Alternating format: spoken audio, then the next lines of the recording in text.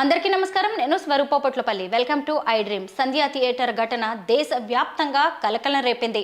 తన జీవితంలో, తన సినీ కెరీర్లో ఎప్పుడూ చూడనంత పెద్ద ఉత్పాతాన్ని ఇటు అల్లు అర్జున్ కూడా ఎదుర్కోవాల్సి వచ్చింది. తన అభిమాన హీరోని, ఆయన సినిమాని చూడ్డానికి ఎంతో ఇష్టంతో వెళ్ళిన 35 ఏళ్ల రేవతి అనే మహిళ తొక్కిసలాటలో చనిపోయారు. ఆమె కొడుకు శ్రీతేజ్ ఇప్పటికీ క్రిటికల్ కండిషన్లోనే ఉన్నాడు. అయితే అసలు రేవతి ఆత్మ ఇప్పుడు ఎలాంటి కండిషన్లో ఉంది? తన జీవితంలో ఎప్పుడు చూడని పరిస్థితులను అల్లు అర్జున్ ఎందుకు ఎదుర్కోవాల్సి వచ్చింది? కర్మ ఫలితమే దీనికి కారణమా? ప్రస్తుతం నాతో పాటు స్పిరిచువల్ హీలర్, అలాగే వేటు మోక్ష ఫౌండర్ అనిరుద్ధ గారు ఉన్నారు. ఆవిడతో మాట్లాడి అనేక విషయాలు తెలుసుకుందాం. నమస్తే అండి. నమస్తే అమ్మ. సంధ్యా థియేటర్ ఘటన మీకు తెలిసిందే కదా, అందరినీ బాధ పెట్టింది. అసలు దేశం మొత్తం, మన హైదరాబాద్ చుట్టూ, ఈ సినిమా చుట్టూ, అల్లు అర్జున్ చుట్టూ, ఈ రేవతి అనే ఆమె చుట్టూ తిరిగేలా చేసింది. ఇప్పుడు రేవతి ఆత్మ ఎలా ఉంది అంటారు? నేను ఈ ఆన్సర్ చెప్పే ముందు ఒక్కసారి మన హనుమంతుని ఇన్వైట్ చేసుకుంటున్నాను. ఆయన లైట్తో నేను దీనికి ఆన్సర్ చెప్పదలుచుకున్నాను.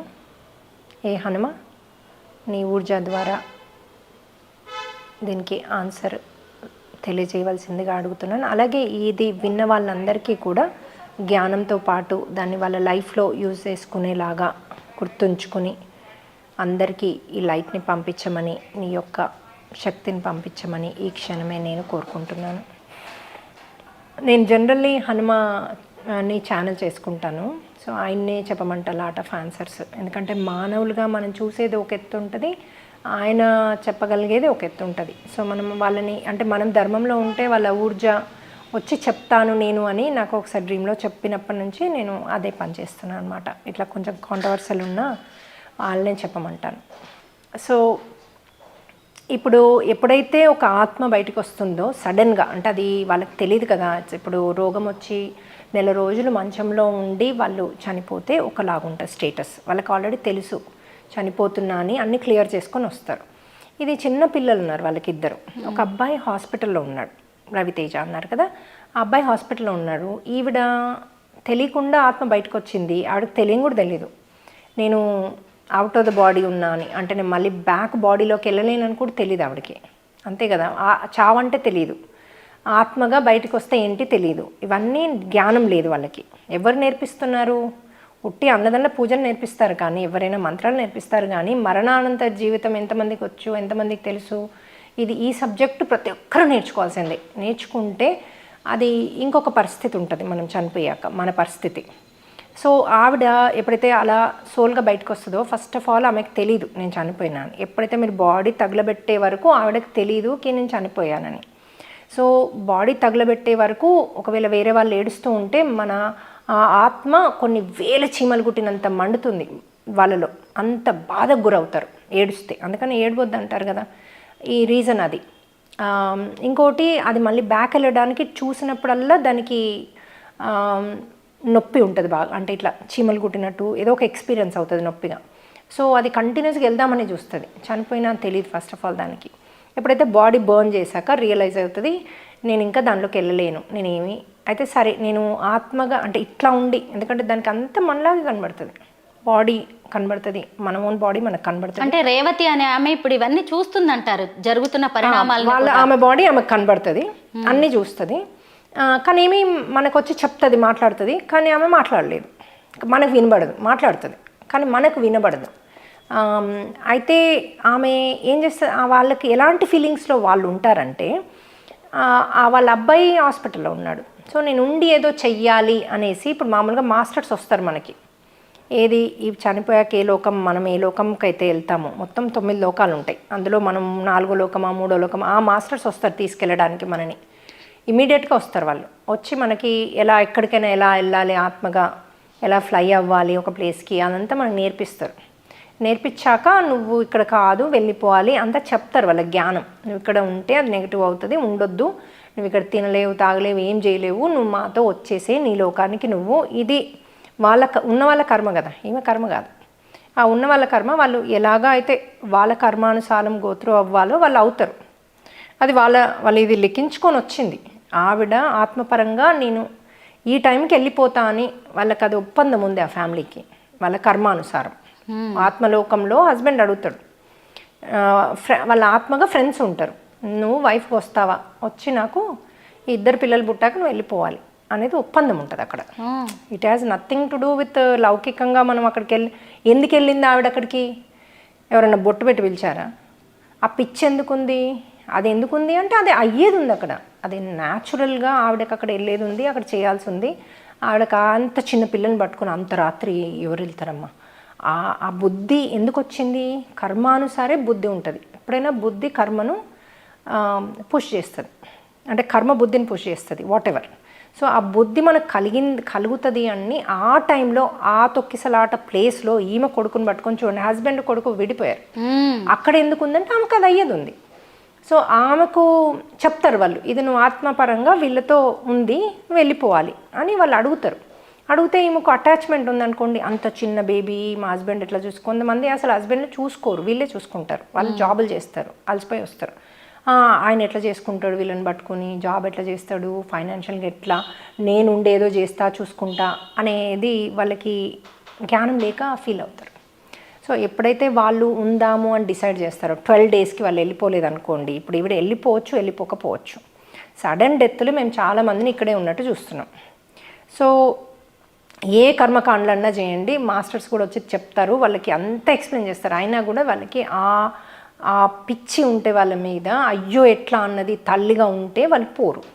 ఒకవేళ పోతే మంచిదే, బెస్ట్ అది, ఆవిడ ఆత్మ వెళ్ళిపోతే మళ్ళీ జన్మ తీసుకుంటుంది, ఎందుకంటే ఆవిడ సోల్ ప్లాన్ అది గాన్. సో ఆవిడ కనుక ఇక్కడ ఉంటే అందరికీ నెగిటివ్ అవుతుంది, అది ఆ బాబుకు నెగిటివ్ అవుతుంది. ఒకసారి ఆ బాబుని పట్టుకొని ఉంటారు వాళ్ళు, అలుముకొని ఉంటారు, పట్టుకొని ఉంటారు, బాబుకు కూడా నెగిటివ్ అవుతూ ఉంటుంది, ఎందుకంటే 12 డేస్ తర్వాత 12 డేస్ అయిపోయింది కాబట్టి నెగిటివ్ సోల్ అయిపోతుంది అది. సో ఎప్పుడైతే ఆ నెగిటివ్ సోల్ అవుతుందో మనకి ఏ ఫ్యామిలీ చెందిన వాళ్ళు ఆ ఫ్యామిలీలో ఎప్పుడు అన్హ్యాపీగా కలతలు, అన్హ్యాపీ. ఇప్పుడు ఇంకొక పాప కూడా ఊరికే ఏడుస్తూ ఇరిటేటింగ్గా ఉంటుంది అనమాట. సో అది మనం అనుకుంటాము వైఫ్ చనిపోయింది కాబట్టి ఆయన అలా డిప్రెస్డ్ ఉన్నాడు అనుకుంటాం, కాదు, అక్కడ ఆత్మ పోకుండా ఉన్నా వాళ్ళు మధ్యరాత్రి లేచి పిల్లలు ఏడవడము ఇలా ఉంటుంది. నాకు చాలా ఎక్స్పీరియన్సెస్, అంటే మనకి ఫోన్లు చేసి చెప్తారు కదా, ఒక ఆవిడ మెడిటేటర్, ఆవిడ చనిపోయింది క్యాన్సర్తో, ఆవిడకి ముందు నుంచి కొంచెం తెలుసు క్యాన్సర్, ఆవిడకి అటాచ్మెంట్స్తో ఉండిపోయింది. ఆమె కొడుకు మిడిల్ స్కూల్, అంటే 8th 9th class 8th class అనుకుంటా. అయితే ఆ అబ్బాయి రాత్రంతా ఏడుస్తున్నాడంట, నిద్రపోవట్లేదంట, ఎందుకంటే వీళ్ళమ్మ పట్టుకొని ఉంది ఆయన్ని. అట్లా మాకు సిమ్టమ్స్ తెలుస్తాయి. మామూలుగా అయితే ఫాదర్ అనుకుంటున్నాడు తల్లి చచ్చిపోయింది కాబట్టి ఉన్నాడని, కాదు, తల్లి చచ్చిపోతే మార్నింగ్ మధ్యరాత్రి లేసి ఏడవం కదా, unless there is some energies are not allowing you to sleep కదా, ఏదో అవుతుంది తప్ప మనము అన్హ్యాపీగా ఉంటాం. తల్లి చనిపోతే ఎవ్రీ సెకండ్ దాంట్లోనే ఉండం కదా, అదే నెగిటివ్ ఎనర్జీ ఉంటే ఎవ్రీ సెకండ్ మిమ్మల్ని డౌన్ చేస్తుంది. సో అందుకని మేము ఎప్పుడైతే అది ఆమెకు డ్రీమ్లో వస్తాడు, హస్బెండ్కి డ్రీమ్లో ఒకసారి వచ్చి నా చీరలు చూపియందంట, ఆయన అన్ని చీరలు ఇచ్చి ఒక 3 ఉంచాడు, ఆమెకి ఇష్టమైన చీరలు, ఆయన కొనిచ్చిన చీరలు, ఆ చీరలు చూపించమని అడిగింది డ్రీమ్లో. అంటే 100% ఇది ఉన్నట్టే, అట్లా చీరలు చూపించమంటే. మనంతే కోరిక కదా, అది కోరిక ఎవరికి ఉంటుంది, బాడీ ఉన్న వాళ్ళకి ఉంటుంది, ఆత్మ కోరిక ఎందుకు ఉంటుంది, ఉండదు కదా. సో అందుకని ఆ సోల్ ఇక్కడే ఉందని అర్థం, ఆత్మకు ఉంది కానీ ఈ కోరికలతో ఉన్న సోల్ కాబట్టి శరీరంతో చేసే పనులు చేస్తారు వాళ్ళు. అడిగితే మేము హస్బెండ్కి చెప్పి తీసేసిన మరణాల నుంచి హ్యాపీగా పడుకోవడం, కొడుకు ఫాదర్ హ్యాపీగా ఉన్నాడు, కొడుకు హ్యాపీగా ఉన్నాడు, అంటే తల్లి లేని లోటు ఉంటుంది. అలా అని మనం నరకప్రాయం రోజు చేసుకోం కదా. సో అది నరకప్రాయంగా ఉంది అంటే ఆ సోల్ పోలేదని అర్థం. అలాగే ఈ అబ్బాయి కూడా మంచిగా కావాలంటే డెఫినెట్లీ ఆవిడ ఉంటే కనుక పంపించేయాలి. ఇప్పుడు మనం 3rd 4th 5th రిట్రీట్ చేస్తున్నాం కదా, అందులో పిలిచి పంపొచ్చు, వెళ్ళిపోద్దామే అంటే మనం వాళ్ళకి చెప్పి ఇలా వెళ్ళిపో నువ్వు అని చెప్పి పంపించేసేయచ్చు. అంటే ఎక్కువ మంది ఎనర్జీస్ ఉన్నప్పుడు వాళ్ళు ఈజీగా వాళ్ళ ఎనర్జీ పెరిగి ఈజీగా మాస్టర్స్ వాళ్ళ లోకానికి తీసుకెళ్ళిపోగలుగుతారు. సో ఆ టెక్నిక్ ఉంది. అల్లు అర్జున్ పుష్ప సినిమాతో పాన్ ఇండియా లెవెల్కి ఎదిగారు, గోల్డెన్ స్పూన్ బర్త్ అతంది. అలాంటి వ్యక్తి జైలుకి వెళ్ళి రావాల్సి వచ్చింది. ఇటు తన సినిమా వల్ల ఒక మహిళ ప్రాణం పోగొట్టుకుంది, ఓ కుటుంబం రోడ్డున పడ్డట్టు అయింది. ఇది ఎందుకు అల్లు అర్జున్కి ఇలాంటి దుస్థితి వచ్చిందంటారు? అంటే అది there are so many reasons. ఒకటి కర్మ కావచ్చు, కొంతమంది ఈ గ్రహాంత వాసులు పుడితే, అంటే ఇప్పుడు లేకపోతే వీళ్ళు పుడతారనుకోండి, గంధర్వులు, యక్షులు, కిన్నర్లు, వాళ్ళు చాలా డబ్బుతో పుడతారు, పుట్టడమే వాళ్ళకి కర్మలు అంటూ ఉండకపోవచ్చు ఒక ఫస్ట్ జన్మ అయితే. కాకపోతే వాళ్ళు కొన్ని జన్మలు ఆల్రెడీ ఎత్తుంటే వాళ్ళు మళ్ళీ మోక్షం కోసం పుడతారు. ఎత్తుంటే వాళ్ళకి కొంచెం కర్మలు యాడ్ అయ్యే ఛాన్స్ ఉంది. సో అందుకని వాళ్ళు ధైర్యం ఎక్కువ ఉంటుంది, వాళ్ళు మంచి పనులు చేస్తారు, మంచి మాట్లాడతారు, అలాంటివి ఉంటాయి. కాకపోతే ఈగో పెరగవచ్చు ఎవరికైనా. మనం ఒక హయ్యెస్ట్ స్థితిలో ఉంటే అన్నీ మన కూర్చుని దగ్గరకు వస్తే ఈగో అంటూ రావచ్చు. అది పెద్ద అంటే అది చాలా కామన్. సో ఈయన సోల్ లెవెల్లో డిజైన్ చేసుకుంటాం మనం ఇవన్నీ. ఏదన్నా ఒకటి ఇష్యూ, ఇది ఆయన రాసుకున్న ఇష్యూనే, ఇది ఆయన రాసుకున్న ప్రాబ్లమే. ఒకప్పుడు ఆయన కర్మ చేసి ఉంటే ఇప్పుడు ఆయన తెచ్చుకుందే కాదు. నాకు ఆయనకి ఏ కర్మలు లేవు అంటే ఆయన సోల్లో ఇంకా ఇంప్రూవ్ అవ్వాలి అంటే ఏదో ఒకటి తెచ్చుకోవాలి మనం. సోల్లో లైట్ పెరగాలి, మోక్షం రావాలి అంటే ఒక రియలైజేషన్ అంటూ రావాలి లైఫ్లో, ఆ ఈగో అంటూ డౌన్ అవ్వాలి, దాన్ని కూడా తెచ్చుకుంటాం మనం. అదన్నా కావచ్చు, ఈ రెండిట్లో ఒకటనమాట. సో అతను కనుక ఏం నేర్చుకోవాలి నేను అని చూసుకోవాలి, లేకపోతే కర్మ అయితే రిలీజ్ చేసుకోవచ్చు. పశ్చాత్తాపం ప్రాయశ్చిత్తం నేను ఒకప్పుడు చేశాను, నాకు అందుకే ఇది వచ్చింది, నన్ను క్షమించండి, నాకున్న వాటికి థ్యాంక్ యూ. ఆయనకి ఉన్న ప్రతి ఒక్కటి, ఆ కారు ఇది అన్ని తలుచుకుంటూ థ్యాంక్ యూ చెప్పాలి యూనివర్స్కి. అట్లాగే నేను ఒకప్పుడు చేసిన దాన్ని నన్ను క్షమించండి, దీనికి రిలేటెడే ఉంటుంది అది కూడా. కాకపోతే 4 times ఎక్కువ ఉంటుంది బాధ వేరే వాళ్ళకి ఇచ్చింది, ఇప్పుడు మనకు వచ్చింది 20%. ఈ రెండిట్లో ఒకటై ఉంటుంది. సో మరి మీరు నేర్చుకోవడానికి తెచ్చుంటే నేను ఏం నేర్చుకోవాలి దీనిలోంచి అని కళ్ళు మూసుకొని అడిగితే మీకు డ్రీమ్లో అడిగినా చూపిస్తారు. సో నేను ఏం చేస్తే వచ్చింది అంటే అది ఆయననే డిజైన్ చేసుకొని సోల్లో చేంజెస్ అంటే అది కనబడుతుంది మీకు డ్రీమ్లో. కర్మ ఉంటే అది కనబడుతుంది. ఒకటి అధర్మాన్ని ఒక తప్పుడు చేసి ఉంటే అది కనబడుతుంది. రెండు మనం తెచ్చుకున్నవే. సో నేను తెచ్చుకుందే, నేను ఏం చేస్తే వచ్చింది, ఎందుకోసం ఇది వచ్చిందంటే చూపిస్తారు. చూపిస్తే మనం దాన్ని రిలీజ్ చేసుకోవచ్చు దాన్ని బట్టి. సో ఆయన ఈజీగా తీసేసుకోవచ్చు దాన్ని, అది పెద్ద ఇష్యూ కాదు, అసలే కాదు. ఇప్పుడు ఎవరెవరైతే హడావిడి చేసి మాట్లాడుతున్నారో చుట్టుపక్క వాళ్ళందరూ కామ్ అయిపోతారు ఈయన రిలీజ్ చేసుకుంటే, అంత సీన్ మారిపోతుంది. అల్లు అర్జున్ ప్రస్తుతం ఎదుర్కొంటున్న పరిస్థితులన్నీ అవి కర్మ ఫలితంగా జరుగుతున్నవేనని, అయితే వాటన్నిటికి కూడా ఆయన ప్రాయశ్చిత్తం చేసుకునే అవకాశం ఉంది, సెల్ఫ్ హీలింగ్ చేసుకోవచ్చు అని అనిరుద్ధ గారు చెబుతున్నారు. అలాగే ఇంకొక వైపు రేవతి ఆత్మ కూడా ఖచ్చితంగా కుటుంబం కొడుకు చుట్టూ తిరుగుతూ ఉంటుందని, ఆమెను పంపించడానికి కూడా ఒక పద్ధతి ఉంటుందని ఆమె అంటున్నారు. థ్యాంక్ యూ అండి.